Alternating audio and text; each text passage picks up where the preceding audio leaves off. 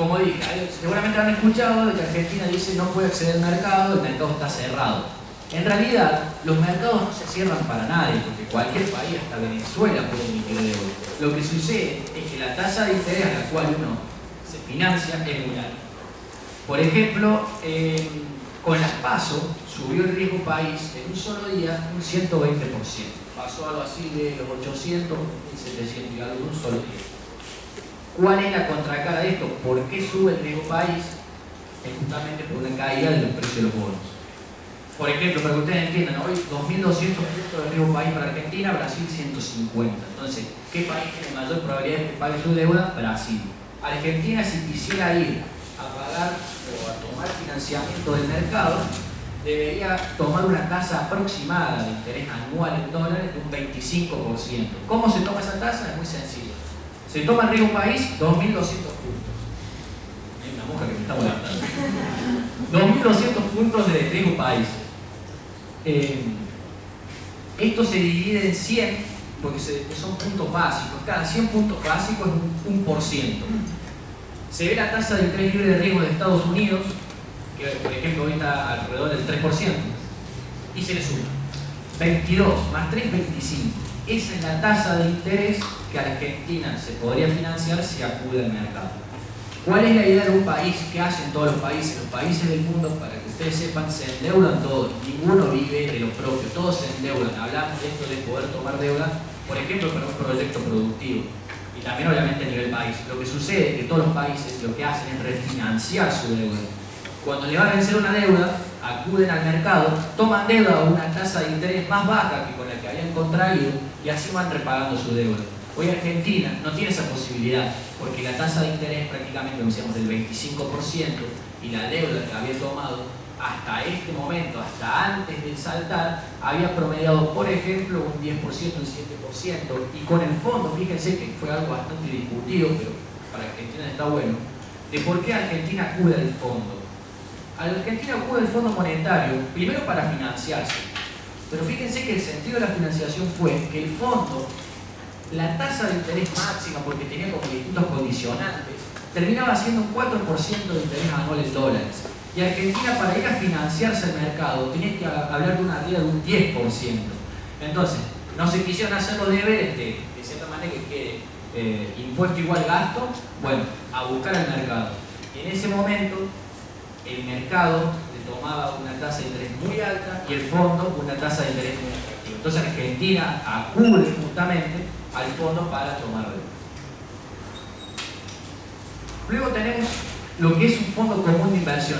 Todos creo que a la hora de invertir comienzan en esto. Yo, por ejemplo, comencé en esto, en un fondo común de inversión.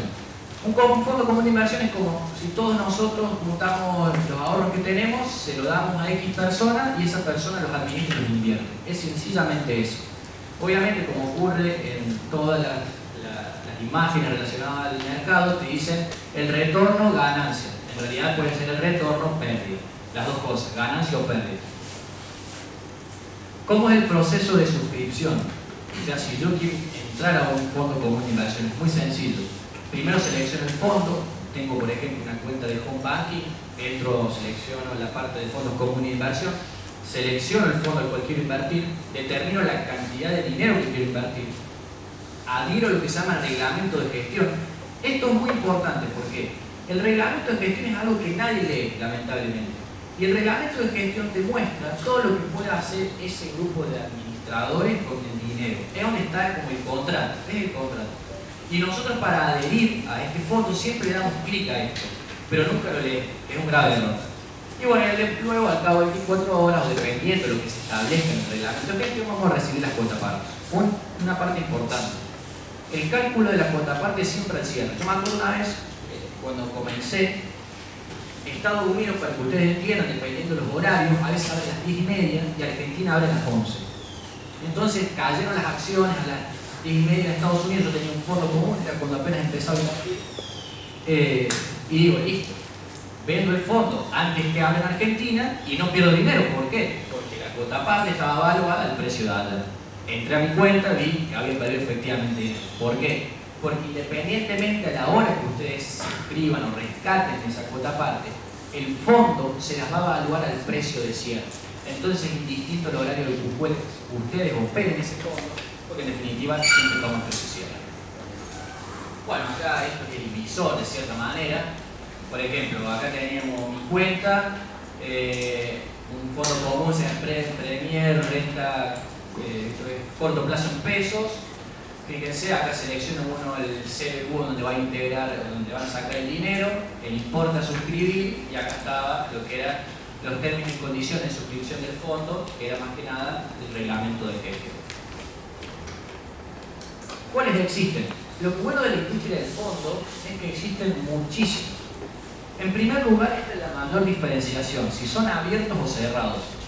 Los abiertos son aquellos en los cuales la cantidad de cuota parte, me olvidé decir, la cuota parte es el derecho que tenemos nosotros sobre el patrimonio. Cuando esa cuota parte es variable e infinita, es abierto. En cambio, cuando se crea el fondo con una cantidad de límite de cuota parte, se dice que son cerrados. Muchas empresas, no diría que la mayoría, pero a veces utilizan fondos comunes de inversión cerrados para financiarse. Ahora la pregunta es, si la cuota parte es finita, ¿cómo hago yo para entrar si no entré en un primer momento? ¿O cómo hago yo para salir si ya entré? Los fondos comunes de inversión cerrados cotizan en la bolsa, en el mercado secundario. Luego, según su moneda, pueden haber fondos en euros, en dólares, en pesos, es distinto. Según su región, fíjense, está bueno porque tiene una trampa. ¿Son locales o extranjeros? Pero la CNB establece que el 75% del capital del fondo tenga que estar invertido en activos locales o en su defecto con algún tratado económico, llámese el Mercosur, con la Argentina. El resto, el 25%, sí pueden ser activos extranjeros. Entonces muchas veces ustedes van a leer fondos extranjeros y sin embargo tienen mucho de activos locales. Luego, según su política de administración activo-pasiva, los de administración activa son aquellos donde nosotros les cedemos el dinero y busca oportunidades de inversión. Entonces, si encuentra una oportunidad de acciones, compra y vende. En bonos, compra y vende. Pasiva son aquellos que siguen en la referencia de un índice. Por ejemplo, cuando Argentina pasó de mercado frontera a mercado emergente, muchas acciones pasaron a integrar ese fondo o ese mercado emergente. Los fondos de inversión que trabajan bajo esta modalidad pasiva deben replicar sí o sí el rendimiento de un índice determinado, en ese caso emergente. Entonces eso provocó que las acciones argentinas subiesen, porque aumentó la demanda. Luego tenemos de renta, estos son prácticamente los pocos estos dos. De renta invierten en activos que generan interés o dividendos, y los estructurados, diría que prácticamente yo no conozco alguno de estos, invierten en activos en interés y el producido en un derivado financiero, por ejemplo en un futuro o puede ser una opción. Y estos sí son los más conocidos, y donde seguramente, no sé si alguno habrá sufrido con el tema del reperfilamiento. Yo sé que uno de acá sí lo sufrió, uno que está ahí sentado sí lo sufrió. Pero tenemos los más conocidos, o el que más se usa, es el de renta fija. El de renta fija invierte en bonos, obligaciones negociables. En ese momento, en renta fija también invertía en letras, las LECAPS, las LELIC, las LELIC, son parecidos los nombres, las LETES. Y bueno, lo que pasó es que muchas empresas se confundieron. ¿Por qué? Porque las empresas nunca deben invertir en este, deben invertir en este. ¿Por qué se pasó lo que pasó con el tema de las empresas que se quedaron sin dinero? Fue porque invirtieron en estos fondos, les reperfilaron y no les pagaron las LETES, por ejemplo, las de CAP, las de SER, y se les batieron el vencimiento para adelante y no se pudieron hacer con el dinero. Por eso yo conozco empresas que tenían invertido sus fondos acá y que simplemente se clavaron, no pueden pagar, por ejemplo, el sueldo del personal.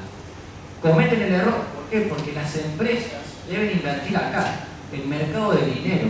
El mercado de dinero invierte más que nada en plazos fijos y en cuentas corrientes. ¿Cuál es el objetivo de este? De tener un rendimiento superior a una caja de ahorro y que tener una liquidez más rápida que un plazo fijo. Ponele, un plazo fijo, lo ponemos hoy, 30 días no podemos tocar el dinero. En esto sí, lo podemos sacar cuando querramos y tenemos automáticamente esa liquidez, puede ser en el acto o a las 24 horas. Por eso, todas las empresas deben invertir o deberían invertir su caja en esto, que son los fondos tema Z. Luego tenemos renta variable, invierte más que nada en lo que son acciones, y luego la combinación entre renta variable y renta fija, que son los de renta mixta. Retorno total son fondos que te dicen, mirá, yo te prometo un rendimiento del 20%. Vos dejame que yo te lo cumplo. Esos son los de retorno total. Estos fondos, a diferencia de todo esto que ven acá, suelen cobrar lo que se llama comisión de éxito. Y luego tenemos los de PYME y luego los de infraestructura que son menores. Los de PYME lo que hacen es simplemente invertir en obligaciones negociables o en bonos que emiten las pymes para financiarse, y en donde al menos ese patrimonio, el fondo, tiene que estar en un 75% acá. Y acá es muy simple. Pero bueno, fíjense cómo en cuanto al dinero, los que más abundan eran los de renta fija, pero les vuelvo a decir, luego del reperfilamiento, esto y este también, aunque este no sufrió nada, no tuvo ningún percance, ambos se vieron muchos rescates en estos dos. Es como que se perdió la confianza, como quien dice. Luego vamos a un tema que estos solo son derivados. Uno tiene, como dijimos, lo que son acciones y bonos. Uno puede, de cierta manera, con un derivado, apalancarse. ¿Qué quiere decir? Tratar de invertir, digámosle, con una cuantía superior a lo que nosotros tenemos disponible. Específicamente una opción es un derivado que otorga el derecho, pero no la obligación, eso es muy importante, a comprar o vender un activo subyacente a una fecha o hasta una fecha y a un precio determinado. ¿Por qué digo que es importante el derecho? Porque quien adquiere una opción no está obligado a nada, tiene derecho únicamente, que es una gran diferencia con respecto a los futuros, que voy a hablarlo de un ratito. Prácticamente las opciones se dividen en dos tipos, muy sencillo, un call o put. El call nos da derecho a compra, el put derecho a venta. Un ejemplo sencillo para que ustedes entiendan cómo funciona una opción o un call. Supongamos que creemos que el nuevo, no sé, que el Papa va a cambiar de auto y va a utilizar un Fiat 600. Entonces suponemos que eso va a orientar que los coleccionistas aumenten el valor del precio del Fiat 600. Entonces, si tengo un amigo que tiene un Fiat 600, le voy a decir si me guarda el precio de ese auto hasta fin de diciembre. Por la duda, porque si sube el precio, me quiero asegurar un precio. Entonces voy y le digo, hola Carlos, ¿cómo andás? ¿Me aseguráis ese precio de ese auto a 100.000 pesos hasta diciembre? Dale, bárbaro.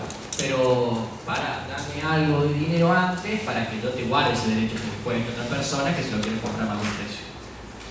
Digo, bueno, está bien, ¿cuánto queréis? Bueno, dame unos 10.000 pesos. Bueno, le adelanto esos 10.000 pesos y él me da un papelito que dice que tengo el derecho a comprarle ese auto a 100.000 pesos hasta el fin de diciembre. Supongamos que el Papa cambia el Fiat 600, se está la demanda de los Fiat 600, todos quieren Fiat 600 y se va a 200.000 pesos. Yo voy supongamos ahora fin de este mes, le digo a mi amigo, mira Carlos, acá tengo el papel y quiero comprar el Fiat a 100.000 pesos. Él, por más que se largue el dólar, porque lo puede vender más caro en el mercado, me lo tiene que vender a mí a 100.000. Me da el auto, le doy los 100.000 pesos y automáticamente me doy vuelta y se lo vendo a él a 200.000. Fíjense que yo compré algo a 100.000, se lo vendí automáticamente a 200.000, me hizo una ganancia de 100.000 pesos y a eso le tengo que restar los 10.000 pesos que yo le di a mi amigo Carlos. En definitiva me quedaron 90.000 pesos de ganancia. Así sirven y funcionan lo que son las opciones. Y como estos son estrategias direccionales, si yo creo que el precio va a subir, un call, si creo que va a bajar, un put, las puedo combinar, puedo obtener, en el mercado agropecuario se hace mucho con opciones para obtener precios mínimos, pisos de ventas, se dice.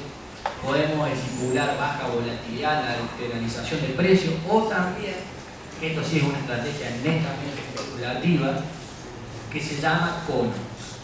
Y acá lo que uno busca, y esto fue utilizado, por ejemplo, lo usamos en las elecciones, en las PASO, que no se sabía muy bien quién iba a ganar, porque las encuestas, si bien daban unos resultados, sabemos que las encuestas erraban siempre. Entonces, no sabemos quién va a ganar, pero sabemos que si ganaba Mauricio Macri iba a subir, y si ganaba Alberto Fernández iban a bajar. Pero bueno, no podemos comprar porque si compramos y gana Alberto Fernández, perdemos plata. Y no nos podemos ir vender el corto o sortear porque si gana Mauricio Macri, perdemos plata. Entonces, ¿qué hacemos? Esto es una combinación de opciones que nos permite que independientemente pase lo que pase, mientras el precio se mueva, yo gano. Y esto era el panel de opciones que de esta manera, comprando, vendiendo cada una de ellas, se arma en definitiva cada una de las estrategias con las opciones. Luego también otro derivado que hablaba de los futuros. La diferencia de los futuros con respecto a las opciones es que en los futuros solamente hay obligación, no hay derecho para nada. Entiéndanlo como derecho en el sentido de obligación, es decir, sí o sí, lo compraste, tenés que cumplir. ¿A qué tenemos obligación? A comprar y vender a precio y a fecha determinada. Siempre, cada vez que sale el futuro, se tiene que hacer esta diferencia con los forward. Y es más que nada que para que entiendan cómo funcionan los futuros son estandarizados. ¿Qué quiere decir? El futuro sobre Fiat 600 no es sobre cualquier Fiat 600, es sobre un Fiat 600 que tenga 35 en cada una de las cubiertas, que esté pintado de amarillo, que tenga, no sé, un adornito en tal parte del auto. Eso significa que sea estandarizado. En cambio, el forward no es estandarizado a la medida. Che, yo te voy a vender mi Fiat 600, pero fíjate que está medio rayado acá, esta cubierta se me pinchó ayer. Eso es el forward. Por eso, en los futuros, el precio surge por oferta y demanda, porque ya está todo estandarizado, solamente se negocia ese futuro, ese contrato en sí. Acá, no, se combina entre las partes, entre comprador y vendedor. En futuros no hay riesgo de contraparte, aquí sí. ¿Qué quiere decir que haya riesgo de contraparte? Supongamos que yo con él agarramos un forward, yo le iba a vender en mi auto, llegado el momento, voy, mirá, acá tengo el auto, me fundí y no tengo plata. ¿Y a quién le vendo el auto? Porque yo me había comprometido a comprar una casa y sin esa plata no lo puedo hacer. Lo siento, Fran, me quedé sin plata. Eso es el riesgo de contrapartes. En los futuros no ocurre eso. ¿Por qué? Porque si él y yo convenimos, concertamos una operación, quien en realidad va a ser el garante, entre comillas, va a ser ella. Yo le compro a ella y él le da la plata a ella. ¿Se entiende? Yo, perdón, le vendo a ella el auto y él le da la plata. Ella a mí me da la plata y después le da el auto. Si él se quedó sin plata, ella a mí me da la plata igual, pero luego se verá algún litigio que hará con él. Por eso los futuros son instrumentos muy seguros en términos de cobro. Y por último, fácil liquidación son ilíquidos. ¿Por qué? Al ser estandarizados, hablamos todo el mismo idioma, todo el mismo Fiat 600, se puede negociar. A alguien no le gusta que el auto esté rayado, a otro le da lo mismo, por eso son ilíquidos, porque no a todos les puedo vender un auto rayado. Y por último, no se suele entregar el físico como se dice, y aquí sí. ¿Por qué? Como son tan estandarizados, decíamos, el Fiat 600 que yo quiero vender tiene que tener 35 de aire en cada cubierta. Si tiene 34, no me lo reciben. Entonces, son tan específicos los futuros que no se entregan. Cada vez que llegado el vencimiento y se tiene que hacer presente la persona para cumplir esa obligación, se vende ese contrato en el mercado o se compra, se cierra la operación en definitiva y se compra el del mes siguiente. En cambio acá no, acá como es a la medida, él no tiene problema que le venda el auto rayado, se lo voy a entregar y nada. En Argentina prácticamente son dos mercados, podríamos agregar un tercero, Madva y Rofex. Madva se especializa en lo que es la parte de futuros agropecuarios y Rofex de futuros financieros. Hoy en día están interconectados. Si tengo una cuenta con Intenti y puedo operar en futuro, ya puedo operar en cualquiera de los dos. Hay un tercero que se llama Bima, Bolsa y Mercado Argentino, que está introduciendo su propio panel de futuros. Y fíjense qué contradictorio, porque tenemos de nuevo 350 cuentas activas y tenemos dos mercados de futuros y uno que está aparte, no se une, cuando el mercado argentino es muy pequeño a comparación de los otros y deberían unirse.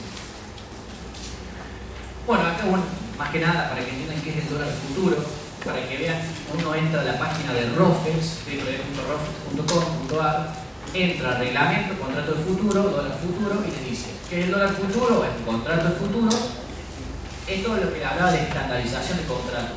¿A qué equivale? A $1000. Cada contrato que yo compro o vendo equivale a $1000. Me dice que no habrá entrega física, quiere decir que yo, al llegado el vencimiento, no tendré que ir con los dólares a venderlos o a comprarlos, sino que se hace una diferencia de cambios. ¿A qué dólar equivale ese dólar futuro? Fíjense que no es cualquier dólar, no es ni el dólar mayorista, ni el CCL, ni el MES, es el dólar comunicado A3500 del Banco Central.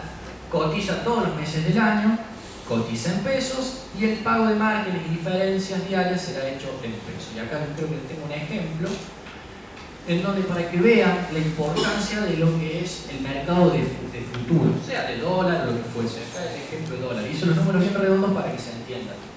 Fíjense, hagamos de cuenta que yo soy un importador que tengo que comprarle a una empresa de China 10 juguetes a un precio de $100 cada uno a fin de enero del 2020.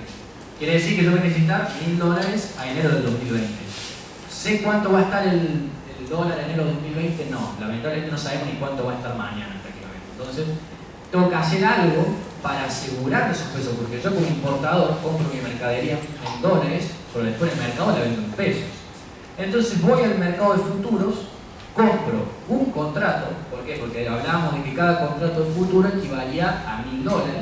Entonces compro un contrato de futuro de enero de 2020, que en ese momento estaba cotizando a 68,20.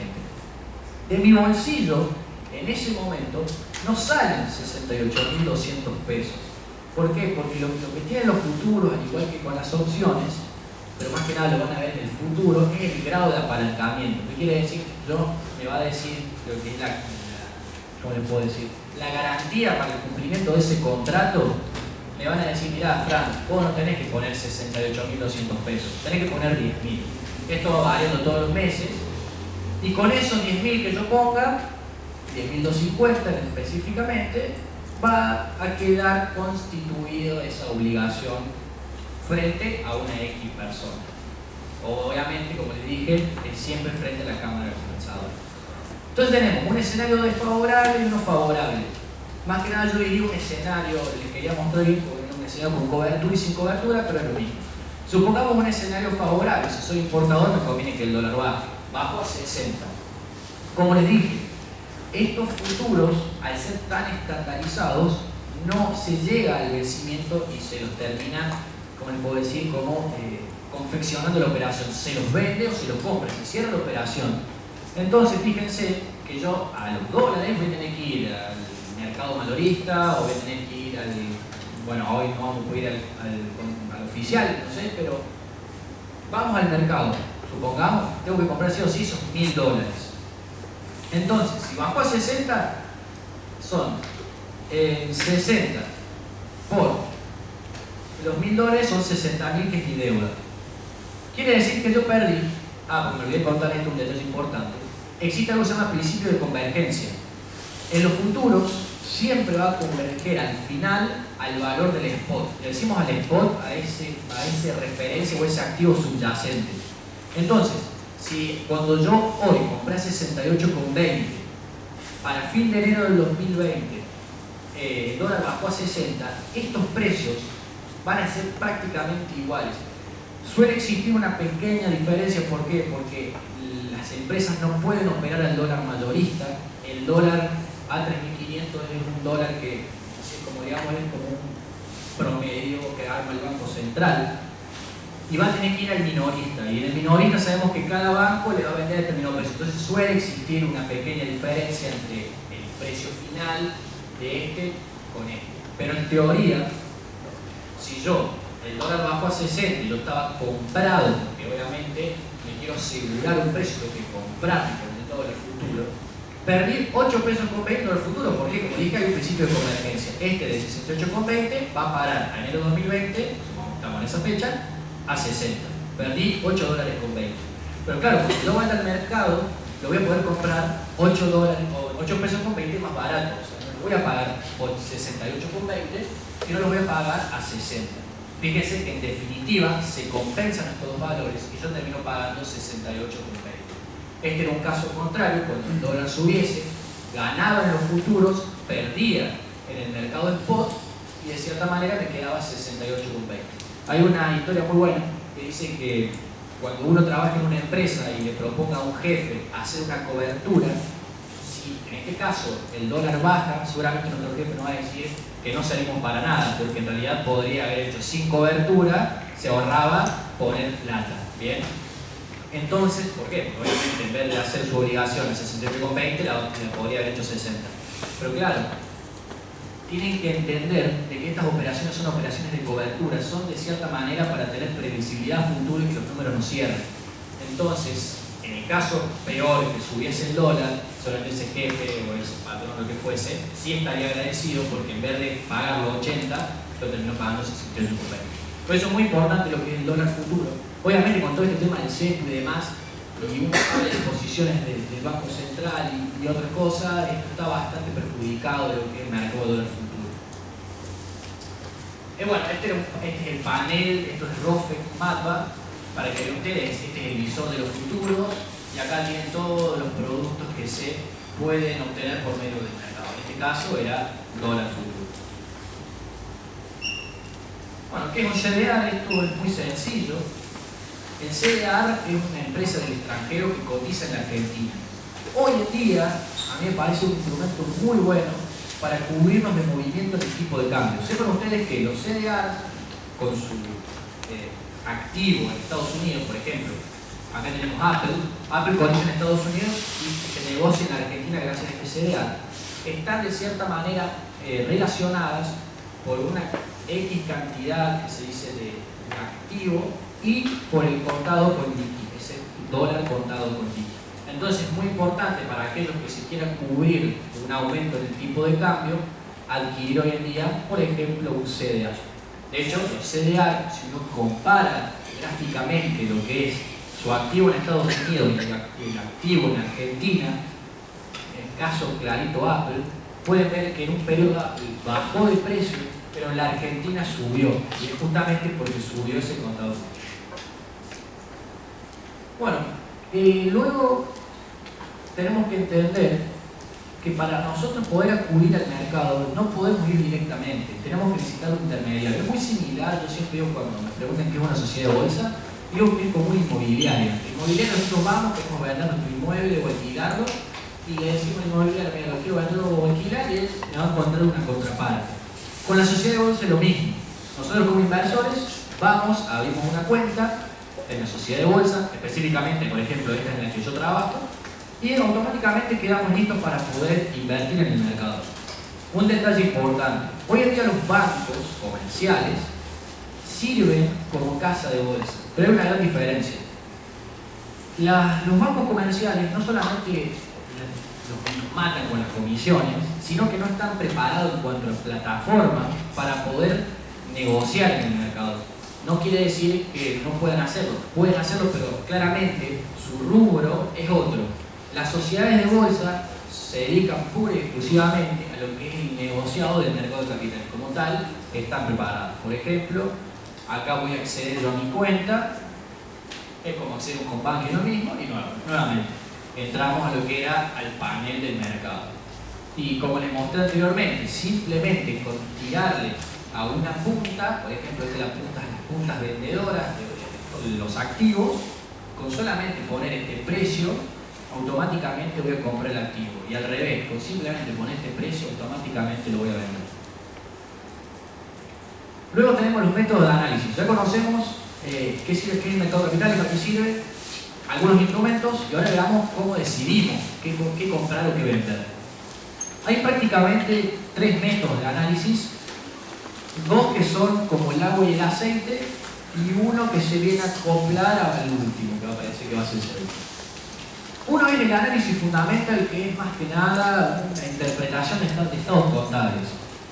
Lo que dice el análisis fundamental es prácticamente que el precio y el valor de los activos que cotizan en la bolsa son distintos. Bien, una cosa es precio, lo que pagamos y se negocia, y otra cosa es valor, que es lo que obtenemos de esa empresa. Por ejemplo, una empresa X puede valer $20 y estar cotizando a $10. ¿En qué se basa este análisis fundamental? De que, bueno, que el mercado en el corto plazo es muy irracional y que a veces, haciendo como un chiste, dice que en el corto plazo a veces está muy alegre y te pide